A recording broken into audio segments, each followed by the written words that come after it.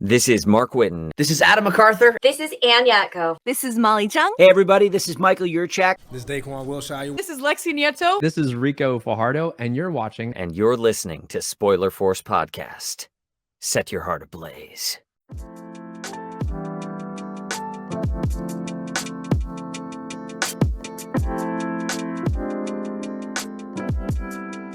All right, so this is episode 187 of Spoiler Force Podcast. My name is Ricky, and thank you for tuning in. This week's guest, I have finally on the show, Brandon Jones of the Animation Podcast. Man, dude, I know we've collabed before, and I've been on your show. We did the Spy Family, was it the cruise arc? Season 2. Yep. Yeah, we talked about the cruise arc, and then we also worked with Julian on some of his episodes on the Cartoon Chronicles. Yep. I know we did a My Hero episode with him too. I don't know why he's never uploaded that one yet. Oh, that's right. I forgot. He never did upload that one. That's So I don't know. I just thought that was funny. I think I questioned him before. But he's like, "Oh yeah, I forgot about it." So it never got up. Nah. But for anyone who's listening, go check out Julian's podcast. He's doing great things over there. I think he just got done talking with some like Bob Burgers guys and some King of the Hills guys. So go check him out. And while you're at that, go check out Brandon's podcast too, The Animation Destination, where Brandon talks about anything animation. I've been listening to your show at work a lot these past few months, honestly. Thank you so much. I've been I've been catching up on a bunch of stuff, like just hearing your thoughts on My Hero, the Demon Slayer, Free Run, which was one of my favorites. I listened to that one earlier this week. Yeah. I was happy with that one. Yeah. I think I also listened to like some of your Invincible ones, and then I liked your King of the Hill episode too that you did with your friends. I thought that was a good one. That was a good one too. Yeah, I had fun with that one. So that's a fun format. But yeah. Now the Free Run one, I got oddly obsessive with that show. So like a lot of the internet. So I enjoyed it. So well, before we get started on the topic of the My Hero Academia manga, Brandon, what quirk would you have on My Hero? Oh man. So, what quirk would I have? That is a tough call. Because I like sound-based quirks, right? That's or sound-based powers in general, right? That's always been like a favorite of mine. Black Canary, stuff like that. That's always been like the top tier stuff. But I wouldn't want to have Jiro's dangly little. The Jax.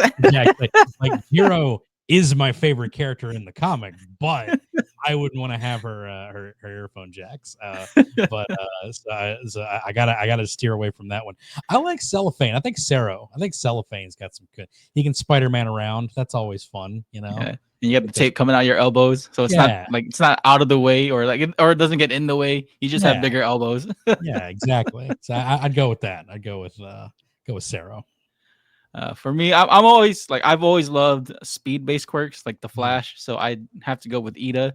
Yeah. But like you, man, I don't want to have extra, pieces out of me, like the engine quirk, and then just having him pull out the engines to get faster. That looks terrible.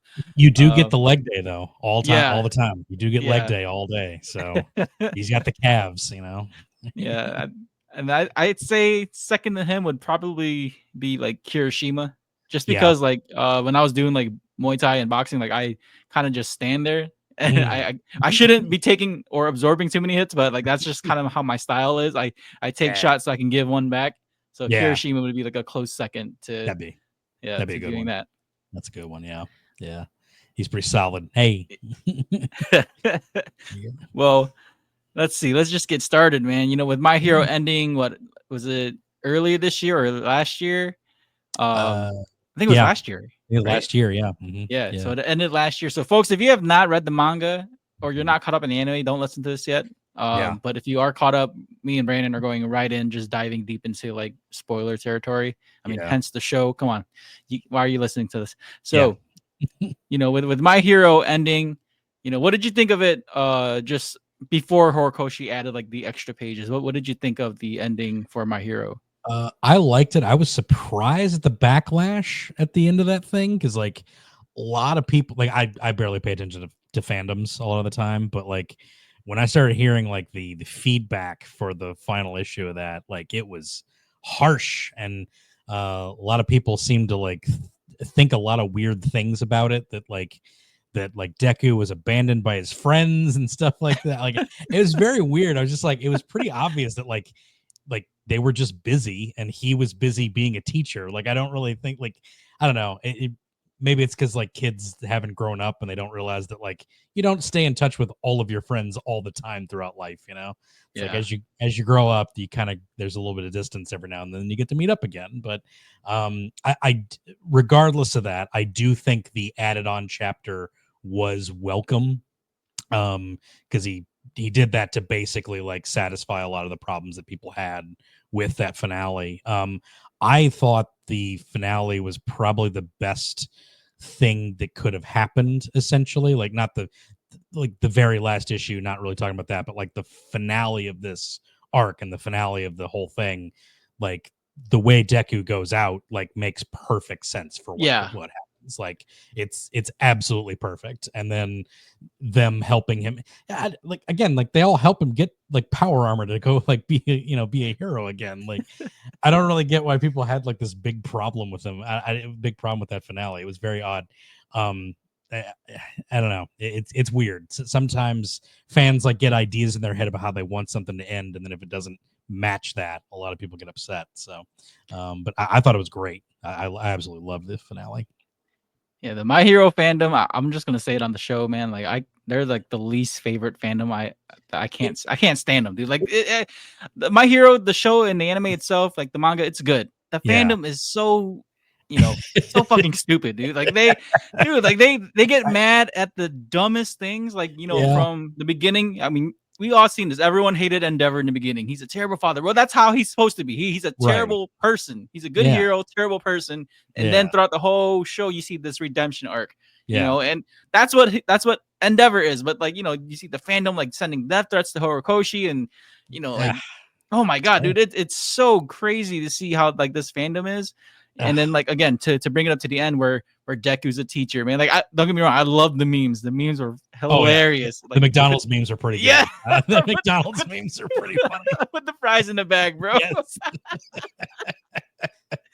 Oh man, dude, I loved it, man. I love the memes, but come on, yes, like for folks who know real good storytelling. I mean, this was already like given by Horikoshi. Like it's obvious Deku was going to lose one for all. Yeah, it's been played out that way. I mean, even the second movie, Heroes Rising, kind of like showcase this is how it could end.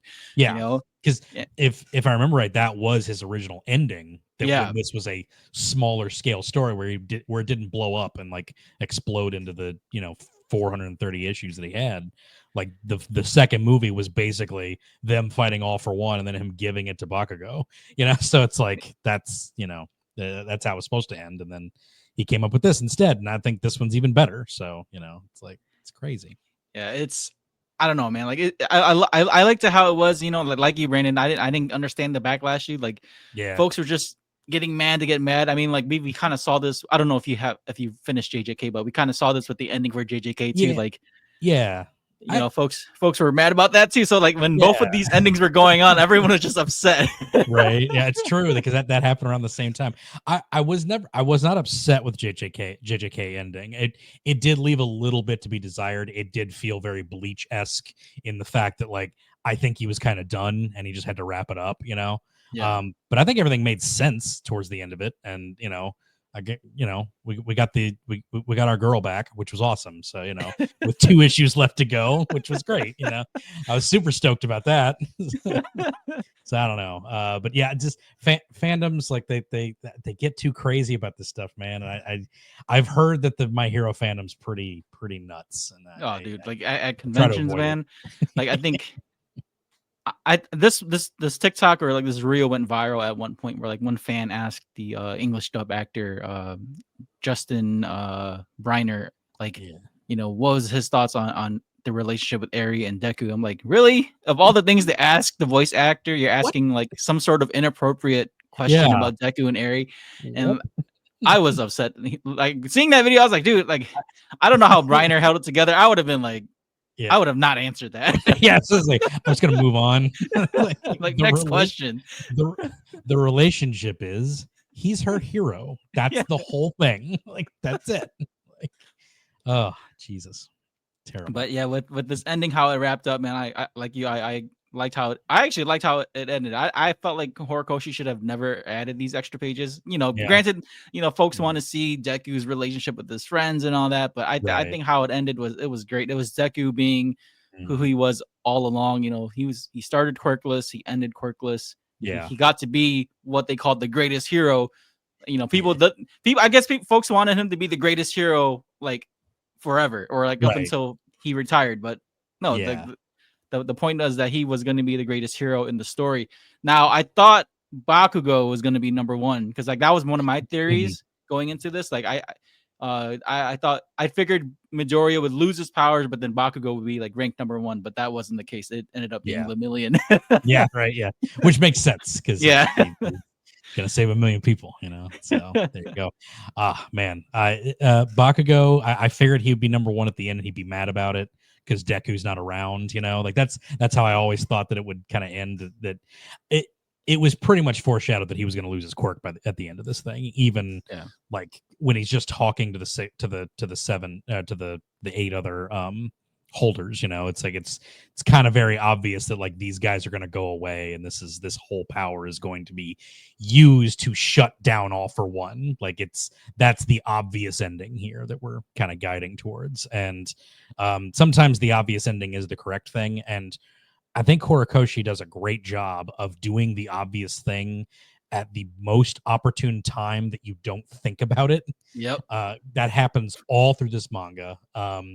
Lots of us picked out that Dabi was Todoroki's brother. Yeah. Like even before even before there was that Toya was even mentioned as a character. It was just sort of like, so Endeavor's got like all these other kids that maybe he abandoned, and then he used Todoroki's full name when he met him, and like this is weird. Like this is, you know, there's something here. So but when it happens in the manga, you're not expecting it to be that moment until you see like the nurses like running to Todoroki's mom and be like, has she seen it? And then you see the television, it's just Dabi sitting there, and you're like, oh shit, he's about to drop it, and you're just like so freaked out because like it put you on edge even though you know the secret.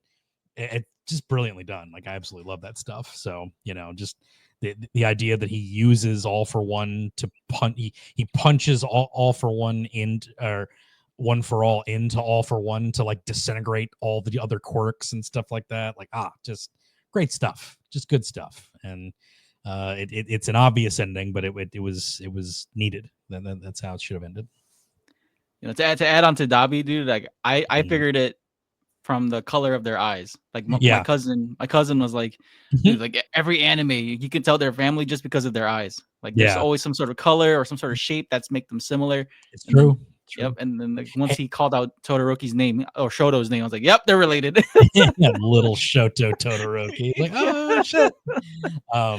But yeah, it was, and it's also the hair color too, which is fun. So it's smart that he dyed his hair to the black or whatever. So but like just the way everything kind of fit in, because like I didn't even think about the idea that he wasn't flame proof because of his mother's.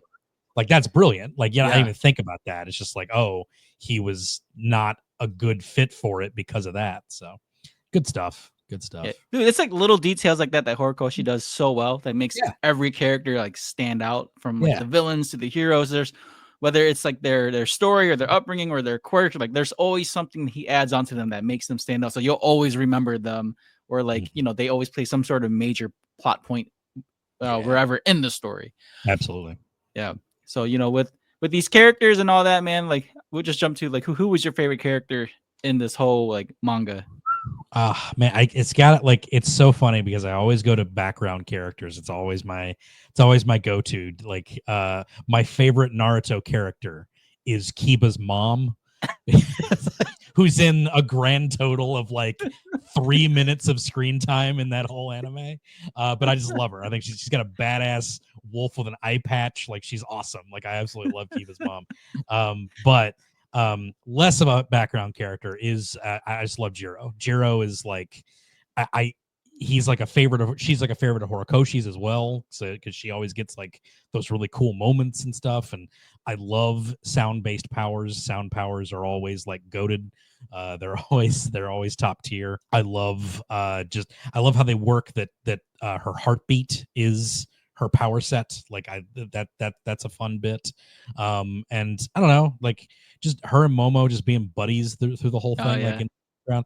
And it's also a built-up friendship because when they first meet in like the first arc, like they're very catty towards each other. Like I even went and like read the actual translation and read the manga. Like they like snipe at each other a lot. Like they're not like cool with each other in the first arc.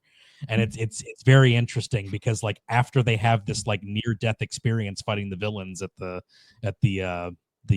training grounds, like they like become best friends in the background, and you just like that just works for me so well. Like they're always like together and like good friends, and they're usually shipped by like 80% of the fans as well. Well, probably not. It's more like I think Momo and Shoto probably get the most shipping, but I'm a Jiro Momo shipper. That's my ship of the whole thing. Yeah, Jiro is my favorite character for sure. She gets a lot of fun moments.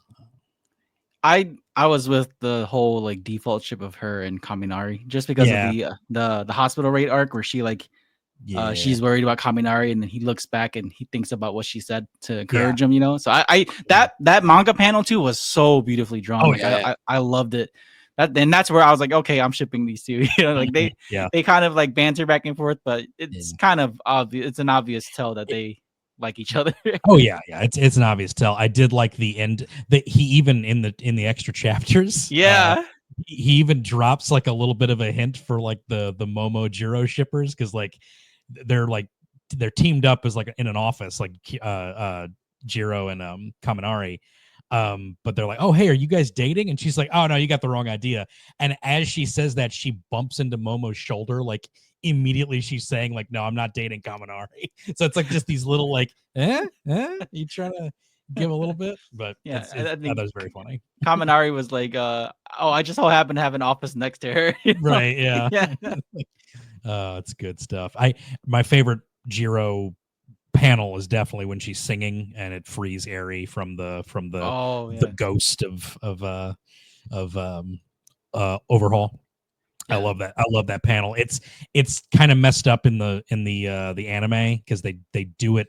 They have to time it with the music, so it's out of time or it's out of sync for when she does the big belting note, and then it cuts to like a few other things. Then it cuts to Eri and the thing melting away. When it should be when she belts, that's when it dissipates. But so if you go to the manga, it's done correctly. So that's the correct way it should be. So there you go. And encourages Eri to become a singer too at the end. Yeah, which I like too. Like she tells Aizawa like she wants to sing and she wants to perform. I thought look, like I said, dude, like little details like that is what makes this manga so good, man. Like they always come back to like just the important things or the little things in My Hero that counted. And for me, one of my favorite characters was, I mean, I'm gonna have to go with my boy Lemillion, man, just because when I first read, like I don't know when you started reading the manga, but I read the manga like right after season 3 ended. But for me, like I guess the chapter was just special to me because like I was on vacation with my family in Florida, and I was on the beach, Clearwater Beach, and I was reading the manga, and I got to the part where Lemillion like protects Eri and loses his power. That's where I was like, dude, best fucking character in the show, man. Yeah, top tier moment. And just to top it off too, like the fact that I got to speak with Rico Fajardo, who voices Lemillion too, and we got to talk about that experience, to hear his side as an actor and just him also voicing that character, it made me like love the character even more. And just to see that, like, man, like he really deserved One for All. He kind of did. But Deku swoops in on a random ass day and takes it from him. It's so brutal. Yeah, but I Lemillion was my number one, man. Like, and Yeah. Bakugo's a close second, just because Bakugo's arc and just redemption from like the class bully to being so hot headed to being leveled out, and just he's still Lord Dynamite, like God or Lord something Dynamite. I forgot. Oh, I forgot the name already, but Lord Death God Dynamite, I think. Yeah. yeah, so like he's just it's so funny that he still sticks to that, but then now he's more of he has more hero qualities instead of just always winning. I think what made me like Bakugo even more. I mean, definitely the second movie for sure, but like just his moments of like he knows he's good at being he knows he's good at fighting, but like it's just him working with his teammates that's such an issue, because he knows he can do everything on his own. And then I think Class A versus Class B was when like he really shined. Like protect me and I'll protect you, and he went what 5-0. Yep. So like that's some of my favorite ones, because Jiro went 5-0 too in that same team. Yeah. Best girl Jiro went 5-0. But that's what I loved is it happened in the sports festival. The sports festival, one of my favorite moments in the whole. Which is funny because I didn't read the manga at that time. I read the manga after Sports Festival. I think it was Overhaul arc. It was when I first started reading. Because I couldn't wait that long to get to the next one when Lemillion was introduced. So I started reading the Overhaul arc. That's when I started.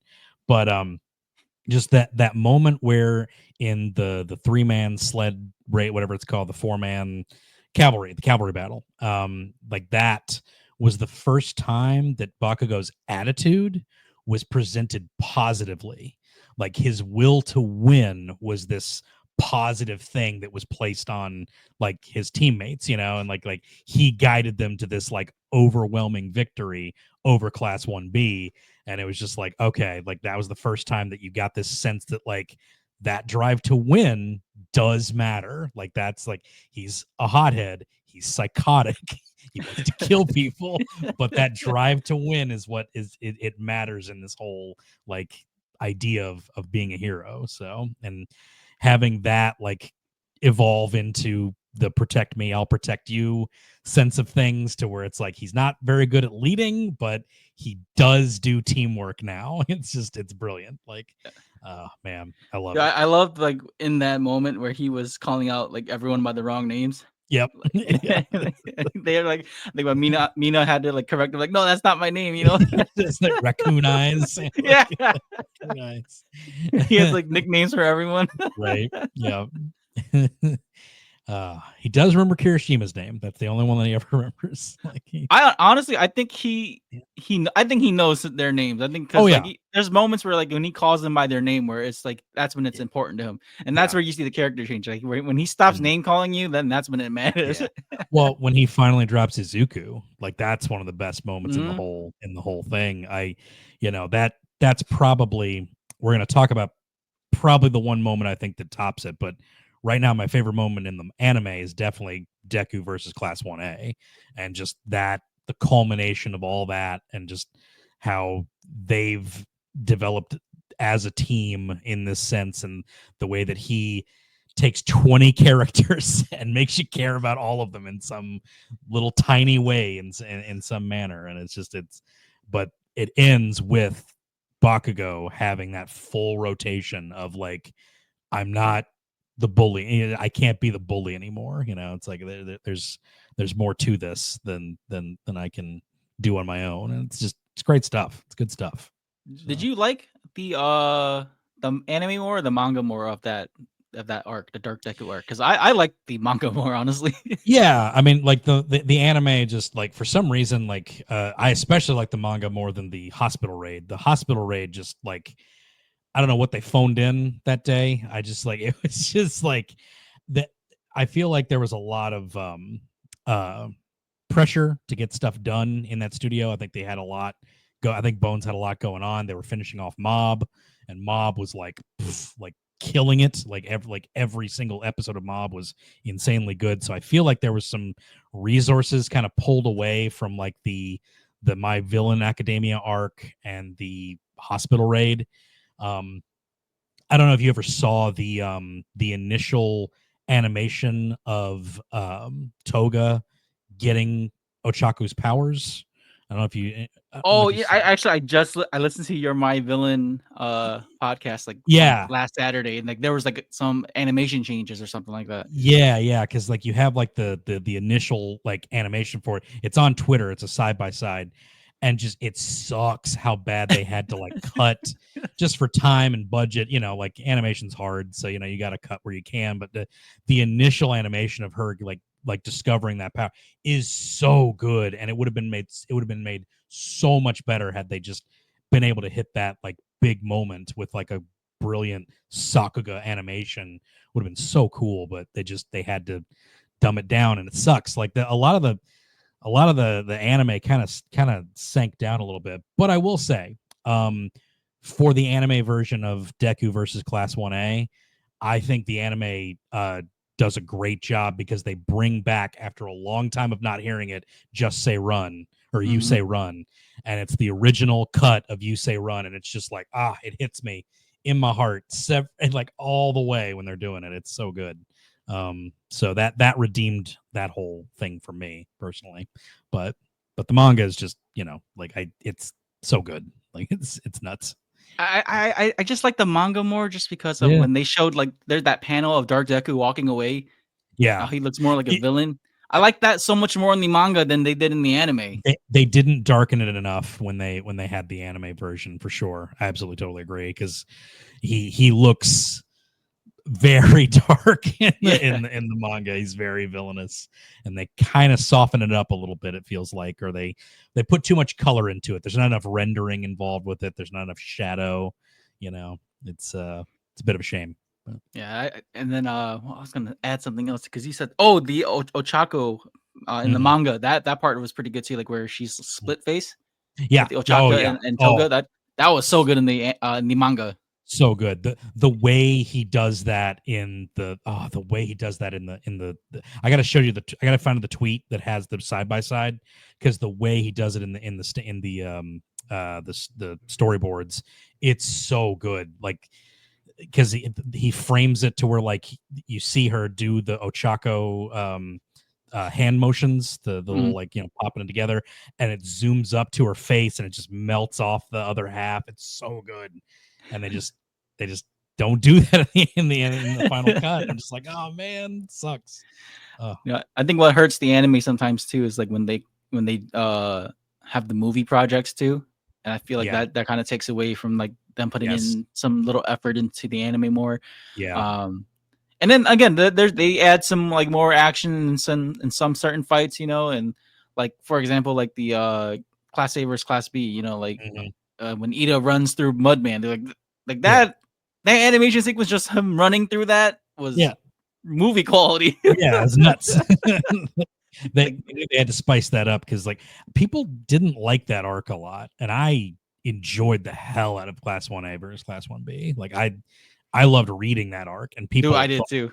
People thought it was way too long, and I'm just like, I just like looking at new quirks, man. Like I just love seeing new students and like learning who these characters are. Like I just like it. So I've always liked Class B just because of the sports festival arc. Like when they first introduced Aoyama, I was like, dude, this kid's gonna be a problem for 1A. Right? It's so fun. Like he's just like, I love 1B. They're fun. Like I kind of didn't like that they changed him to more comedic though.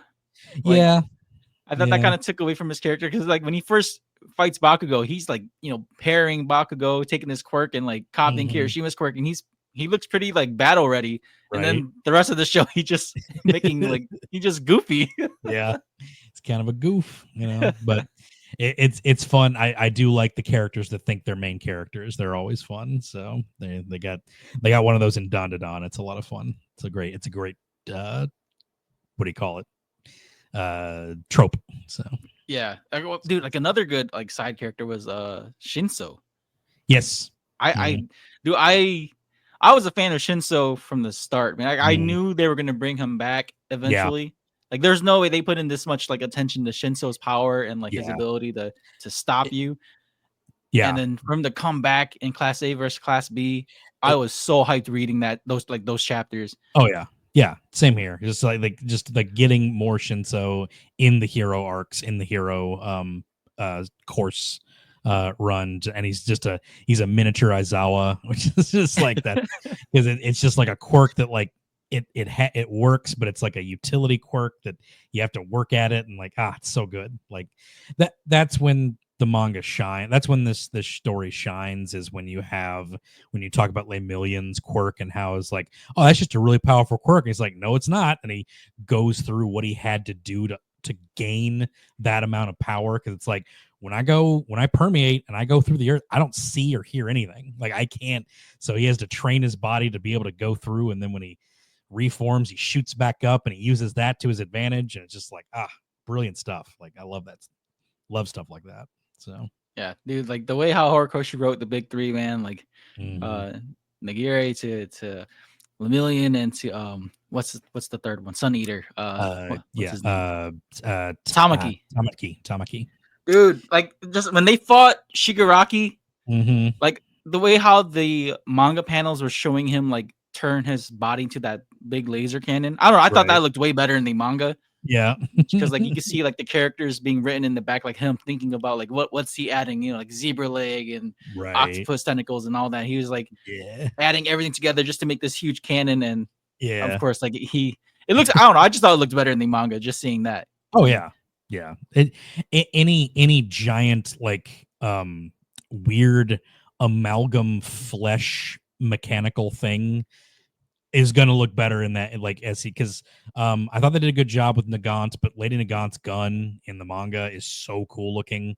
Like the way he draws her hair turning into the bullet, like doing biomechanical stuff is like really cool stuff that Horikoshi does. He just knows how to make all those details look really rad, and it's so fun. My only complaint for the big three is they kind of get hosed at the end, but I guess it's kind of it's fine because it's not their manga, so it's fine. It's not their story.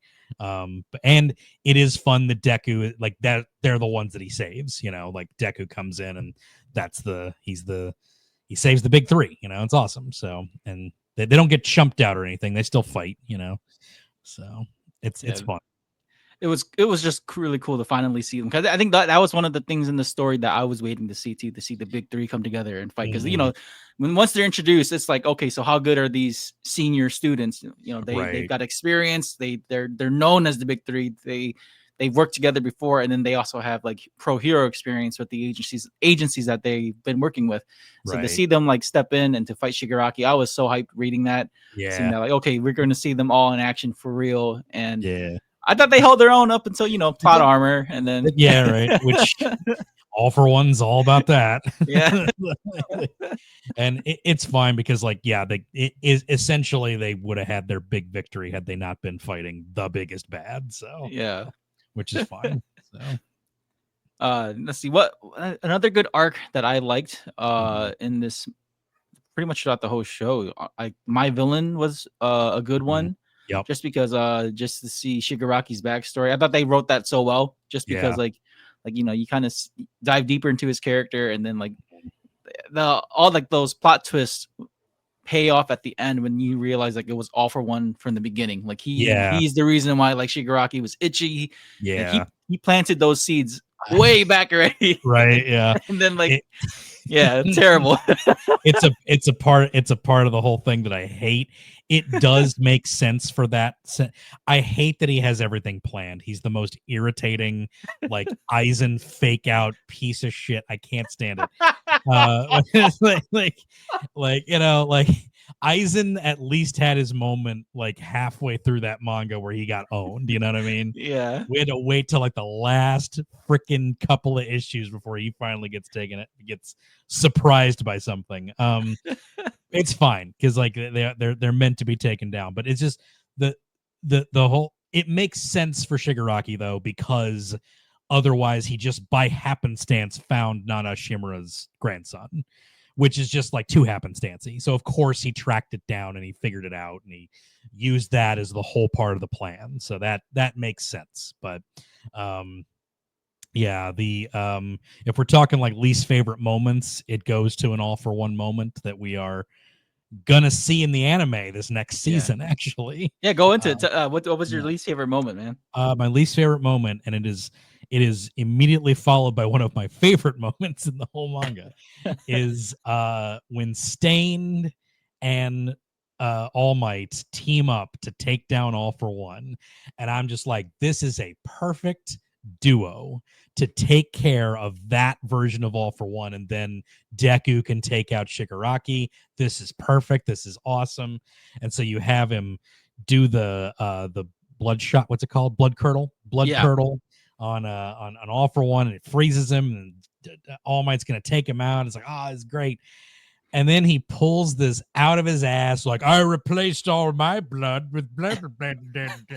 I'm just like, fuck you, dude. Dude, I just read that yesterday too. I was like, oh my god. It's so irritating. And Stain just gets taken out. I'm just like, no. And at the end of that issue, I'm just like, who the fuck is supposed to take him out now? This is so dumb. I'm not going to be satisfied with any of this. This is so stupid. And then Bakugo shows up and saves the whole arc, and it's so good. Like, Bakugo steps in, takes out All for One, and it's like, oh, okay, you pulled me back in. You got me. It's like, I'm okay with it now. So there you go. Yeah, reading that, I'm glad I reread it, because like initially when we talked about it before too, like when you talked about it, I didn't really get it at first, and then like rereading it this week, I was like, oh, this is what Brandon meant, because like he literally just like swaps his blood type with another blood type. Yeah, right. It's like what? What? Even the manga panel itself is like blood shooting out and then coming back in. Yeah. And it's just like, what? Like, he just had this point, which I get. He knows Stained is a thing, so I get it. Like, he would definitely have that plan. It was just irritating. It was just like one of those, like, I have foreseen this. Like I got a different blood type now. Stained don't work. It's ridiculous.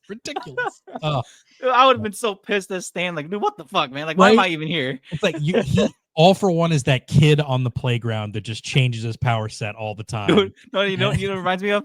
South Park. Yes, he's Cartman. Yeah. It's like, now I have all my powers and Kyle has none. That's exactly what All for One is. I have the power to have all the powers I want. Like, that's literally what he is. He's the worst. He's the fucking worst. Oh my god, dude.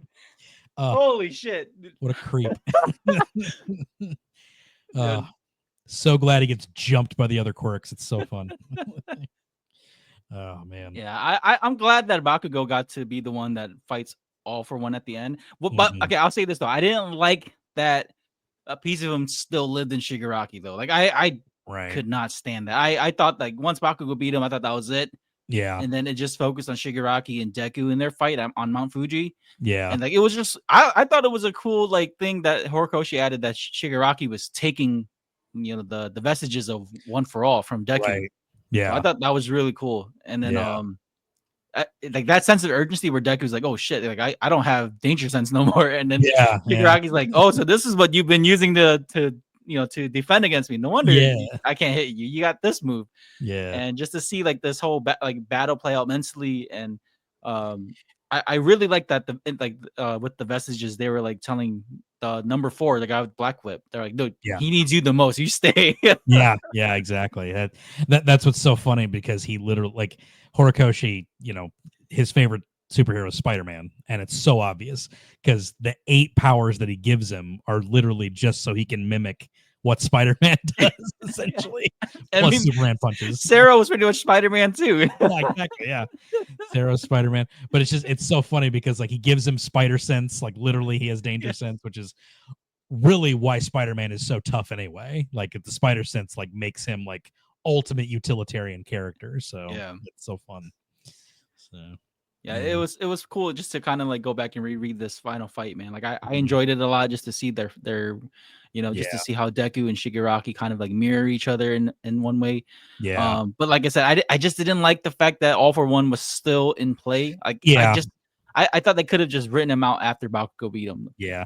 I get the thematic point that like Deku wants to save Shigaraki, and you have to save him from something. So this manifestation that's inside of him, which It's fine. He loses, so I'm cool with it. Yeah. But I also like the final panel with like the other vestiges like attacking him at the end when Oh yeah, like they're jumping from Yeah. behind him, right? yeah, it's so good. That was a Just good one. and he just disintegrates along with Shigaraki. It's just it's good stuff. I love that. But the moment that I knew this was going to be like a goated ending was 419 all the way to 423, but 421 we are here, and it's Oh, dude. all of it's class 1A, 1B, the teachers, and they're all there to back up Deku. Dude, when It's- Aizawa walked in through the Yes. portal, Yes. I was like, "Yo!" I damn near teared up reading that when that chapter dropped. because he like at the end of that his arms were gone. Like, Yeah. literally He's he on had- one leg. yeah, he's on one leg. Oh no, Deku loses his arms. Deku's- Aizawa's on one leg. Yeah. Yeah, Deku loses his arms, and you're just like, oh shit, like how's this gonna end?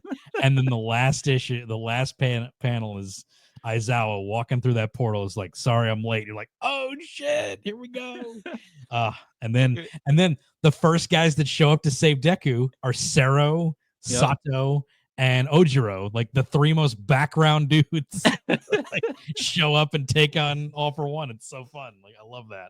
So It was just so good to see that. Like, I don't know. I love Aizawa as a character too, just because like his goal was just to make sure his students graduate. right. I think during the hospital raid arc, man, like when he saw Bakugo and Deku fighting out there against All for One the first time, and he's like, dude, they Yeah. need to graduate. Like, we can't have them out Yeah. there and dying. I need to see them graduate. And so like that was Mhm. like, I knew like Aizawa was a great character over, but I knew he was willing to die for his students to make sure like they didn't Oh, have to fight this kind of fight. And so to see him walk through that portal and like Mhm. be there for Deku, like, oh my god, dude, like it just Yeah. pulled my heartstrings, man. So Good good. So good. It's good stuff, man. Eri giving her horn away to, Oh yeah. Yeah. to heal Deku's arms. Like, man, that was great. It hit all the right moments. And then when they're all helping him run toward it's very reminiscent of the end of the first movie where they're all helping him run towards to punch Shigaraki. Oh And- yeah. Yeah. So good. And you've got all the people that he's met throughout. They even include the movie characters, Melissa, and like all those characters are like, chanting for him to keep going. And then his mom finally, tells him to go for it. It's just it's so good. Love that shit. Dude, you talking about it, man. Like I'm getting fucking chills. Like it's I know, so good. The goosebumps. It's just I hope they can replicate it in that finale, man. I hope they do. I hope so, dude. Like Yeah. what's gonna save this is gonna be the fucking music. The Yeah. music is what's gonna make it so good. And I have no doubt, like the composer for My Hero, man, like the way how he does his orchestral music with the strings and the horns, dude. Yeah. So it's gonna be so triumphant just to see Deku like run towards Shigaraki. And I love it. Made me think of have you seen like the Final Fantasy VII movie where they're like pulling Oh, yeah. Cloud up? And Yeah, that's what Throw that him up. reminded me of. Yes, throw him up into the sky, and he keeps Yeah. like, Tifa punches him up, and that's good stuff. Yeah. Yeah, that's what that reminded me of. Them pulling Cloud up to kill the Bahamut. That's what it reminded me of, seeing Deku being pulled by his teammates and them like shooting him up to fight Shigaraki. Absolutely. Yeah. Yeah. It's got to be like that, man. The We Are Here moment is just so good. It's just everybody teaming up. Class 1B gets all their stuff in. It's just so good. It's just awesome. I think it was like, was it a 2-page spread of that panel when they're all walking through? Oh, yeah. Kind of like Endgame a little bit. They're walking through the portals. It's literally Endgame. It really Yeah. is. Like, they're coming out of the black portals. They're all, but the best part is they're all beat up because they all been fighting. They're just fucked up and they're just like they're ready to go, man. It's so good. I love it. I thought it was great. Oh, so good. Oh man, 421.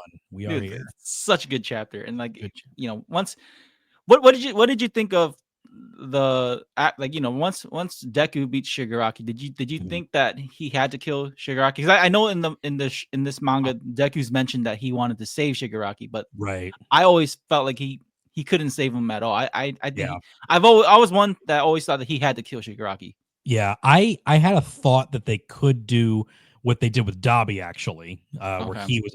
So I thought it was going to be the opposite when I was thinking about it. Like, I figured Dobby was just going to burn up. Like, He'd be gone, and that was going to be it. But I think it made way more sense to keep him alive and then have Endeavor be the one that's going to see him every day and be like, this is my penance. Like I'm going to be with you until the day you're gone. Like that's it. Like I can't be anywhere else. Like until one of us are gone, I'm going to be here.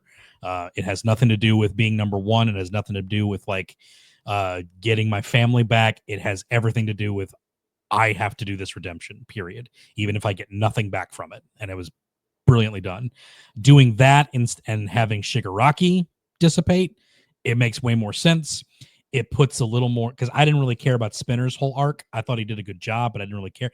But the end part with Spinner, where he gets to live on for Shigaraki, that part was really cool. I really liked that. So the idea that those two get to live on and carry on Shigaraki's memory, both positive and negative, I thought was really cool. And it made a lot of sense to me. I thought there was a part of me that thought that you could like imprison Shigaraki and then Deku like goes and visits him all the time. But it makes way more sense that he saves his soul more so than him.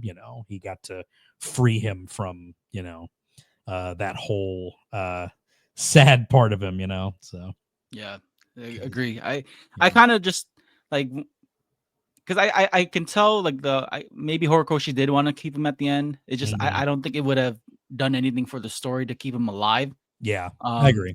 Because I think with a character like him, like he's already off the deep end. He's not coming back.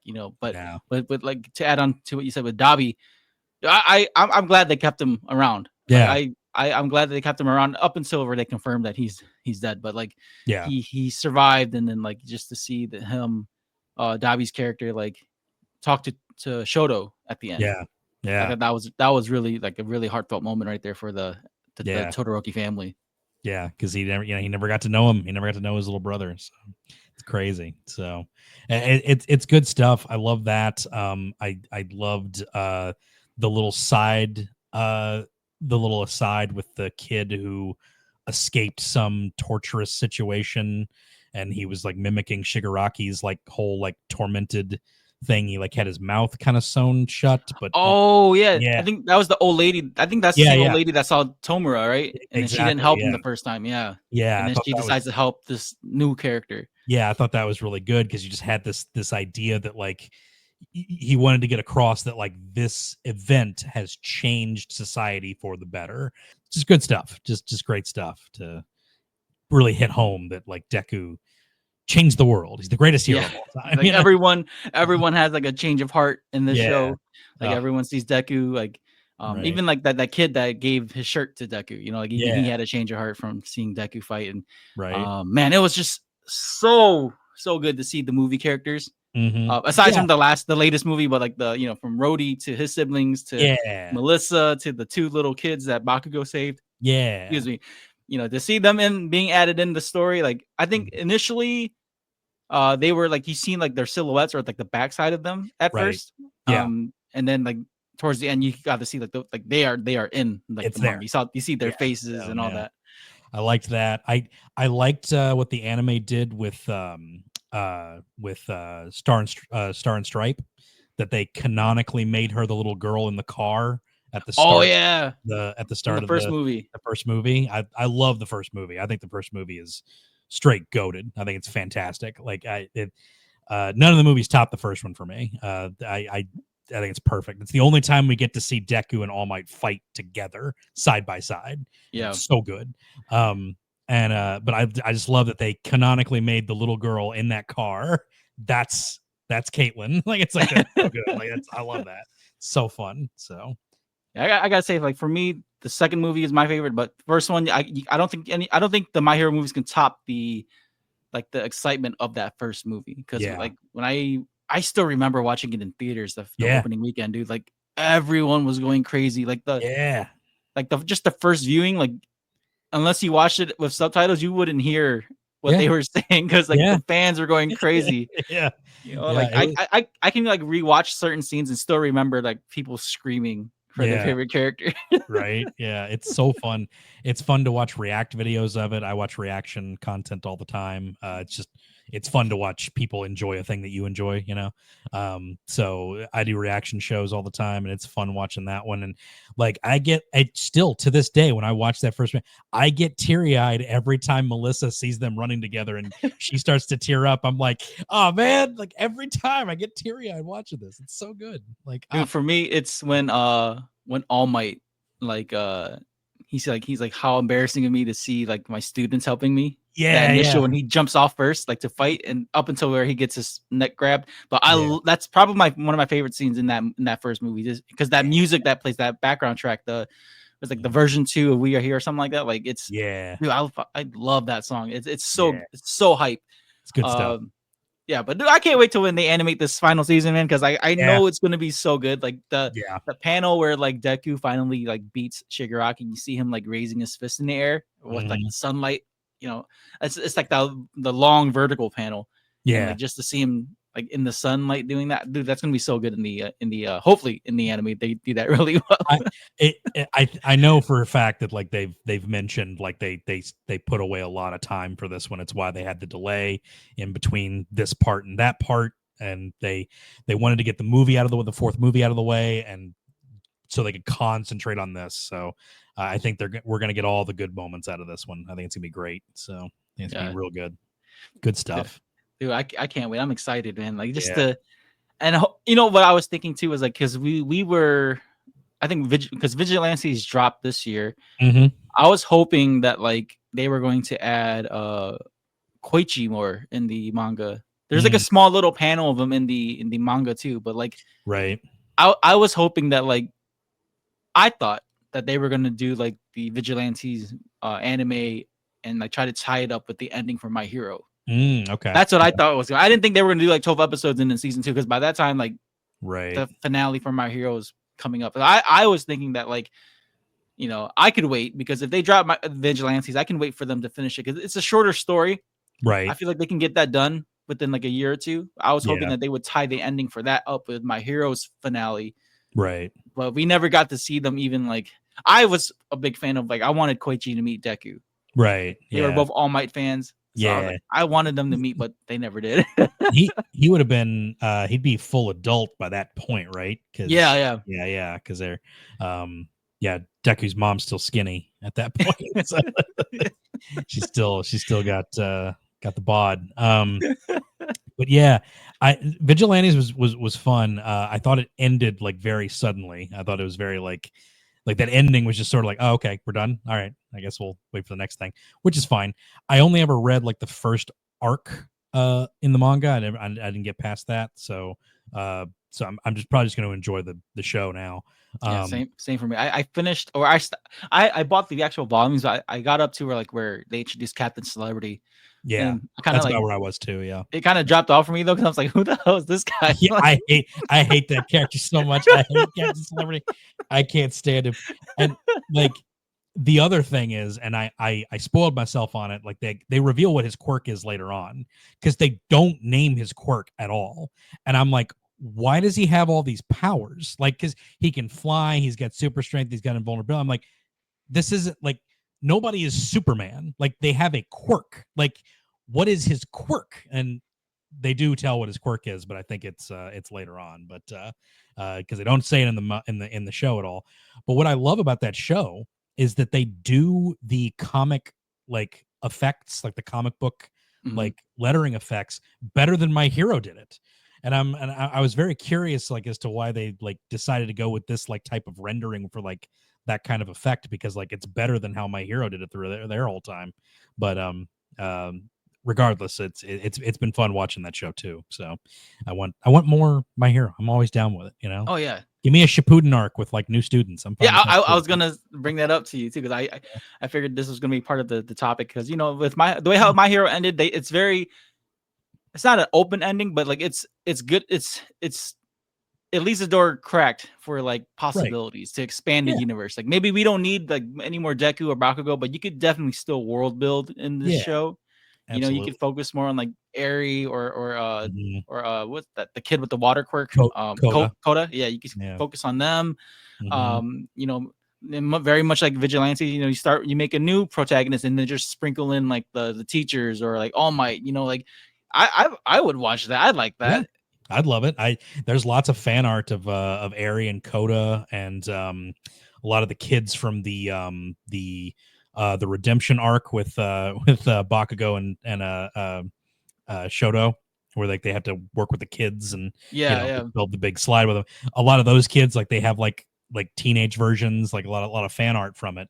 And like I like the kid with the little like munching Langolier balls, like that kid's fun. So like I'd love to see like those characters like just kind of as teenagers going through the school. Then you could like pop in like, oh, here's Demon Lord Dynamite to teach your class, and he's like, like way too harsh on the kids. It'd be great, it'd be awesome. So yeah, dude, now that you brought that up, I do like that in the manga they address like why Bakugo is not number one, and it's because like he's just so mean to the interns. Can't do it. He can't not be a jerk. Yeah, he fails all of them. He's like, yeah, you're not passing. Yeah, but like they do tell, like in the chapter, he tells Kirishima, like, if they were to just tell me that they can beat me, then I'd pass them. But none of them say that, so I just fail them. Yeah, he's too intimidating. He wants he just wants that rivalry recreated, man, because like that's what he got with Deku, So that's good stuff. Maybe you can explain this better than I can, but Bakugo loses his hand, right? Or it's not going to be the same. That's what he said. The doctor says. Okay. Like it's still there, but it's very much like it's interesting because like he basically takes on what Deku almost did when he almost lost the function of his arms. So like when the doctor's looking at him, it's like your arm's not going to be the same. The nerves are completely done. Like you're not going to be able to use that the same way that you would use it the other way. And it's going to blow up if you try to like throw like an explosion through it, So I did love the fact that it's a tiny little panel. I love Mirko. Oh yeah. when you said favorite character, I was thinking students. Mirko is my favorite character like, by every stretch of the imagination when it comes to the teachers and the pro heroes. Mirko is GOAT. She is the GOAT, man. She's so badass. She's such a badass. Like I love the fact that like Horikoshi uses her to basically maim her in like everything that she's in, and she is unfazed by this. Like, dude, talking about that when she fights in the hospital raid arc, the manga panels did her so well. Like, her limbs rip off, dude. Like, oh my god, it's nuts. I felt like the anime like didn't do her justice, man. It just twisted her limbs. Yeah, which I get it's like for censoring reasons. Yeah, so it sucks. I do love the fact that the English dub gave her the line though. I was what's up, what's up, Doc? I was like, yes, they did it. The mad bastards did it. It was perfect. It's like I loved it. I thought it was the best thing ever. But Mirko, like, just because when the doctor's talking to Bakugo and he's just like, so if you want, we can give you like, like prosthetics instead of like having the hand. And he opts to say like, no, I want to work at it. I want to rehab this. I want to be the best I can be, like, without that. But it cuts a little panel in of Mirko just going like, what the heck is rehab? Lop them off. Like, I don't care. like whatever. It's like, I'm not doing this. Like it's just it's fine. I'll work it out. So she has one of her original legs. That's all she has left. And she's still a top hero. It's so good. Like, she does not care. Wasn't it in one of her fights? Like, I think she lost a limb, and then like the mechanics came back on her too, right? Kind of like Iron Man a little bit. Yeah, she lost her arm in the hospital raid arc, and then she lost her other arm and one of her legs against Shigaraki. Yeah. So she was like just totally like just one of her legs is the only original limbs that she has. So, and she's still a number one. She's still top 10. So she's. Dude, like I love seeing like the memes of her and then like the other dark skinned lady, the newscaster lady. Yeah, like, everyone loves her, Mirko. Oh, yeah. Like the hottest girls in My Hero is Mirko and the newscaster. Right. I mean, it's true. The weather girl, man. It's like, and I feel like the newscaster, it felt sort of like a nod to like the Lois Lane Superman thing a little bit, because like she's a newscaster and she like personally knew Catherine Bates. She knew, Star and Stripe. So like that was a fun little like thing of just like throwing in like a little bit of Superman, a little Like, what if Superman died? Lois Lane would definitely get on air and say something like this. I thought Yeah. that was fun. So, yeah, but Mirko's good is best, man. I love her. She's awesome. Like, I was hoping that like because Horikoshi draws from a lot from like Marvel and DC, and you kind of see it in the silhouettes where they're like, oh, the other heroes from other countries, like they don't want to get involved, and you kind of see like one that looks like Martian Manhunter, one kind of looks like the Flash. I was kind of hoping that like they tease something like that, because right. I mean there's already been a crossover with My Hero and Deadpool, because All Might's holding Deadpool. So that's pretty funny. I was hoping that they do something like that just for like crossover purposes. Because like there's so much fan art of like Miles Morales and Deku. Right. So I was hoping to see, maybe we can kind of see like Horikoshi get some okay from Marvel or something like that. But I don't know. Maybe Mickey Mouse said no. Yeah. It is surprising they didn't get a whole lot more of that, because like Marvel and Disney, like Marvel and like Japan have always been pretty, Shonen Jump have been pretty, simpatico. I don't know why they haven't gotten something together with that, because I'm sure he'd love it. He throws in Spider-Man and stuff all the time into like his drawings, and say you go back in the early issues, they don't have it in the anime obviously because copyright reasons, but like the first few issues, like you see Spider-Man, you see like Flash, like, and it's straight up just them like in the manga. It's like there's vaguely different, but not very much. So I also like that the US president in My Hero is General Akbar. Yes, Admiral Akbar. Yes. Yeah. Dude, the first time I read that in the manga, I was like, dude, General Akbar's our president. Holy shit. Right? Or Admiral Akbar. Yeah, Admiral Akbar is just like, because he loves throwing in the Star Wars references too. Like every city's a freaking Star Wars name. And, it's good stuff. Good stuff. Yeah. Oh my god, dude. Like overall, man, My Hero is just so fucking good, man. Yeah. I don't know. Like what else is there to talk about? Like man, I don't know. I think that last issue, like I think it hits all the right parts. Like I know that he wanted to like ship, he wanted to get that ship with Uraraka off the.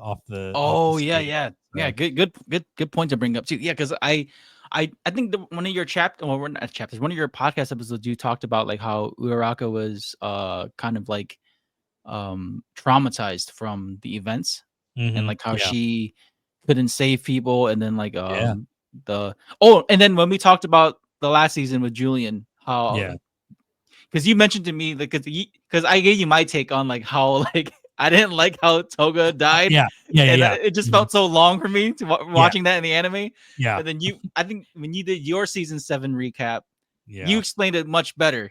Yeah. So I went back and rewatched. I was like, oh, okay, I can kind of appreciate this a little bit more. It's hard to get around because it's just like I think he made it very hard to feel any sympathy for Toga, because she literally like murders an old lady and rips her face off. Like it's like I can't, like, you can't like freaking like feel sorry for her, but that being a vessel for Uraraka to try and find a savable something savable in someone who cannot be saved, like by the mere nature of their quirk, they are seen as deviant entirely. Like just by the nature of that, like, maybe she could have had like parents that were more like forgiving or like more accommodating, but like she was always going to be this way with her quirk, with how her quirk works. So, to be just like default a deviant, from normal society, what do you do with that? How do you save that person? And maybe it would have just taken a friend saying, hey, I'll be here for you. And that's, that just the little tiny Uraraka giving her wrist out so she could feed on her. Just adorable stuff, just like absolutely cute stuff. And I like it. People kind of see it as like this whole like lesbian relationship like entirely, which I get, like, but it's just like it's not that, guys. Like you're reading too much into it. It's not, I knew it wasn't that, but initially when I was watching that, I just felt like it took so long for them to get their emotions out. That's why like it dragged me. But then when after listening to your episode, I went back and rewatched it, and then I went back and read the manga, and I was just like, okay, this makes a lot more sense, that why Ochako feels like this sympathy towards or empathy towards to Toga. And like it takes Toga all the way up to her death to realize like, okay, maybe there are good people in the world. Because I think that's one of the themes like that Toga was battling too, was like, she didn't think heroes are good people because they were the ones hurting people like her. Yeah. So she was yeah, like, why are we any different if they hurt us? Yeah. Yeah, like all the people that cared about her or didn't see her as like a monster or a deviant, they would hurt them. So, it's like Hawks kills twice, which is one of the best freaking moments when she has that bloodthirst moment with the half melted face on her, when she changes forms, and she just has that bloodlust in her eyes, like ready to kill all the heroes. It's so fun. The problem is that people kind of like try to like make Toga like this super sympathetic and like, oh, she could change. She's a straight up villain, and she's a really good villain. And and to have that mentality around Ochako trying to save everyone that she can, because she wasn't able to save Night Eye, and then she wasn't able to save Toga either. So the whole her breakdown in the last issue before the more was I thought that was a really good scene, because then Deku gets to be there for her when she was there for him when he was, at his lowest. So I thought that was great. Dude, I'm telling you, like we talked about this already, how Horikoshi she circles everything back around, man. Everything. It pays off every time. So good. It's so good. I think it's literally like Attack on Titan levels of tie-ups. Like the way he syncs everything together is just like it all works. And I feel like people, because you have those shorter chapters then you're waiting week to week, I feel like people forget like what happened in certain ones. If you go back and binge all this stuff, man, everything lines up so perfectly thematically and how it all runs. It's so well done. Like there's only a few things, like he doesn't do the issue with Mina confronting Midnight's killer. They do that was that like anime only, right? Yeah, they did that in the anime, which I thought was cool, because he just ran out of time to do that with her, I guess. And we don't really get to see a whole lot. Oh no, we do. Sorry, we do get to see Aizawa and Present Mike talk to their friend. Kurogiri. Yeah. We do get to see them kind of like him bring him back before he does the portal thing. Okay. So. While we're on that topic, I kind of wish they did touch up more on them a little bit more. I know in Vigilantes they touch up on it, but I kind of wish like we got to see more of his friend at maybe like a little prequel episode or something. Just kind of like, oh, this is Aizawa's like, Kakashi type moment, and then as a flashback episode, and they just bring it back to the present time. Yeah, I do know that Vigilantes does touch on it. I haven't read it, but I assumed they would probably take those chapters from Vigilantes, and kind of insert them into the anime a little bit. But now they're doing Vigilantes, that kind of makes sense now, because I somehow missed the announcement that they were even doing Vigilantes until the trailer hit. Like I had no idea they were even doing it. So it's like, so I was kind of shocked. I figured I was waiting for their announcement for a while. I figured they were going to do it because the way how quickly the mangas were selling, right? Especially with the little like cameos of the My Hero characters in Vigilantes. I think that's what kind of really helped it too. Yeah. Like, okay, so it's still set in this universe, but everyone's like Deku's not in there, but you kind of see him, So like, I think that's what helped boost the sales. But no, to kind of bring it back to the Toga and Deku ending, man. Like I love that they kind of show not Toga, but Ochako and Deku, but they kind of show like Toga kind of like haunting Ochako a little bit, where she's going to therapy, and she's like, I still see her, and I think one good point she brought up was like, when she gave me her blood, maybe a little bit of her is still alive in me, right? Which is why like I'm still dreaming of her, I still see her, and then like at the end you see that like she's pushing Ochako to go to Deku. To find that love that the thing that connected them, like I thought that was a lot of fun, because it was a creepy moment when she was introduced, that like, she saw Ochako as like this friend, because like, oh, we both love somebody, that we have something in common, blah, blah, blah. And for that to actually culminate into something positive from this creepy stalker moment, like I thought that was great. So what that reminds me of though? It's like reminds me of Toto and Yuji. Oh, oh no! Reminds me of that, like besto friendo, like besto friendo. We went to the same school together. Like, no, we didn't. No, what this whole other world that he creates to go to school? It's so stupid. I love Toto. Toto is the best. That's what it kind of reminded me of when I was reading it. I was like, oh, so she's like a villainous Toto. yeah, it pretty much is. Yeah, you're right. So good, so good. Well, man, before we wrap things up here, man, I want to say thank you for being on the podcast Yeah. finally, man. Like it's Yeah, been man. fun to talk about My Hero. I'm sure there's things that we probably missed up on, but man, for anyone who's listening, if you gotten this far, just read the manga yourself, Yeah. man. Just get to the pages, look at the amazing artwork, man. Like from the double panel pages. You know, like one of my favorite panels was like when everyone attacks all for one. So Yeah. you have like Mount Lady with the big wrench. Yeah. Dark Shadow on one side, then you have like the other high school with Inasa and the wind coming up. Like Yes. that double page spread, fucking Yes. beautiful. So good. So good. Good stuff. Mount Lady's another one that's like that it just she keeps having like those big moments because like she's such they play her off when she's not in action as being like this kind of insufferable, lazy, like just wants to get popular as quickly as possible. Like she's always like angling for those sorts of things. But when it comes to work, she works. It's like he like works at it. It's so fun.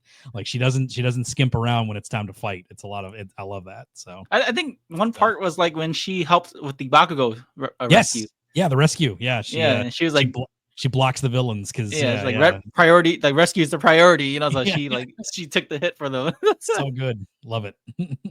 Yeah, I think overall, man, that this manga is phenomenal, man. Despite what the fandom is, despite what the setbacks were.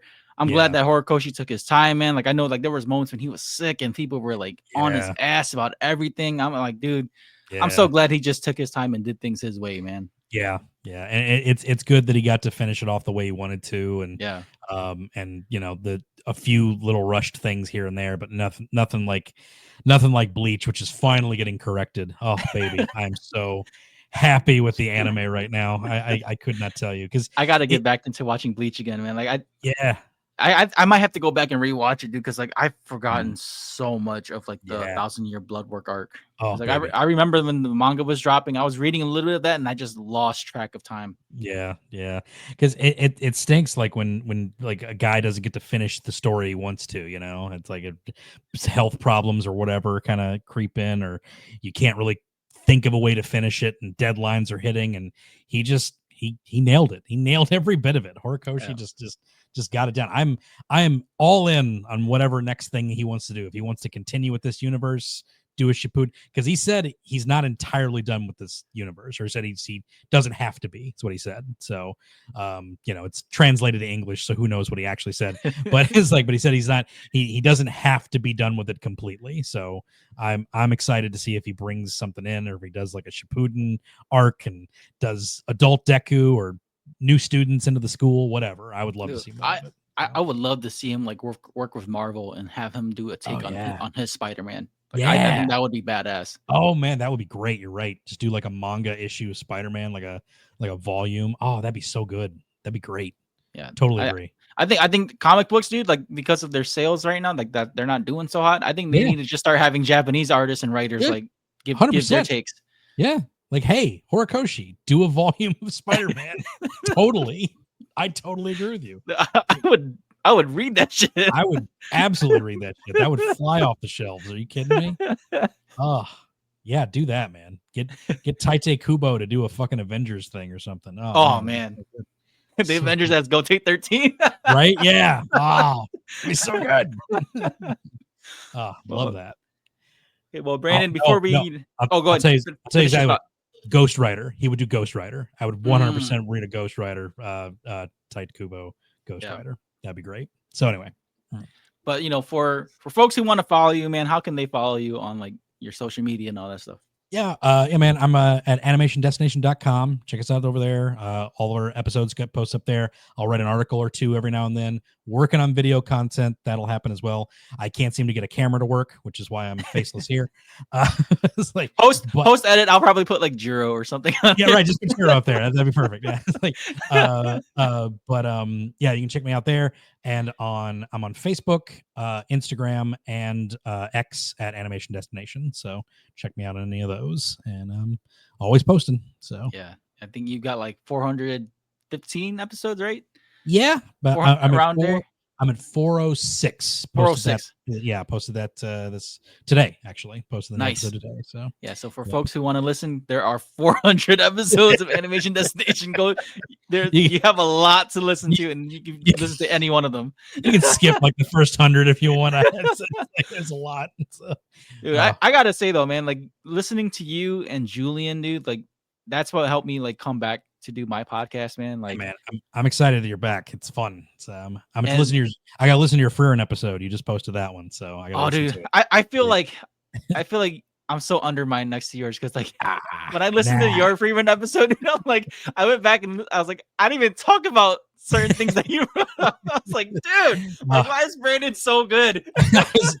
It's that anime. I was obsessed with that anime. Trust me. Well, I remember it's so hard to remember everything, especially when you're talking about a full thing. I remember me and Mitch talking about Invincible season 3. We didn't even mention that Rex died until the very end. We completely forgot that Rex died. Like, what the hell? Oh, so stupid.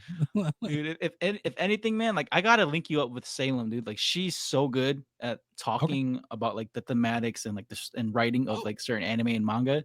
Like she doesn't when I speak with her, we don't do like the like I guess like frame by frame of the story. We kind of just talk about the whole overarching theme of the show. Yeah, so I think like for example, like if you do like another anime, maybe hopefully it's something that she watches too. But like if you guys, I think you and her would do really well together talking about like an anime. Oh, 100%. I'd love that.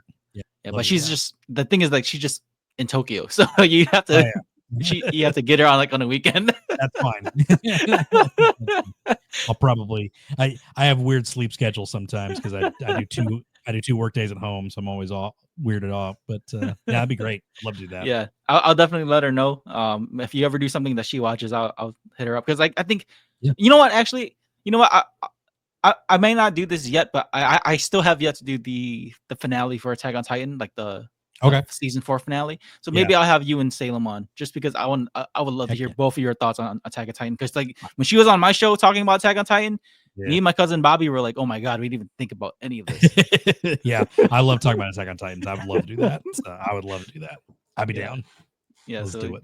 Definitely, we'll try to get something to work in the future for that for sure. But again, folks, go and check out Brandon's podcast and go check out Julian's too, man. Because like the three of us, we've done collaborations together, and hopefully we can do another big one together too, like with all of us. And was it Ty from Whiskelodian too? Have him on. Yep. And Ty from Whiskelodian. That'll be a fun one too. Have them on. Always good. It's good stuff. Hopefully, dude. Have you ever tried to get Larry on your show? No, I've never tried to get Larry. Because I've been trying for years and Larry won't do it. Oh, that's funny. He refuses to be front facing at all. It's so funny. He's real good at editing though. He's good at editing. No, exactly. Because just to talk about Attack on Titan, because like he was watching Attack on Titan and we were talking about it with, like me and Julian were talking about it, and I kept telling Julian, like, dude, we got to get Larry on to talk Attack on Titan too. Refuses. He won't do it. That's Frank Welker, man. He doesn't want to do it. I don't know. Okay, well, we'll just end things here, man. Again, thank you so much for your time, man. I can't wait to upload this one. I'll probably have this one because I'm off for the rest of the week, so I'll probably work on this starting tomorrow, and I'll try to get this up by like next Wednesday or something. Sweet. So good. I'll let you know when I have this up. Absolutely. Yeah, dude. I think that's pretty much it. We talked about My Hero, and again, for folks who want to hear more of My Hero stuff, go to Brandon's podcast because you do it in arcs, not seasons. Yeah, so I do the arcs. So definitely go listen to those. And again, thank you guys so much. This is episode 187 of Spoiler Force Podcast. Thank you guys and have a great day.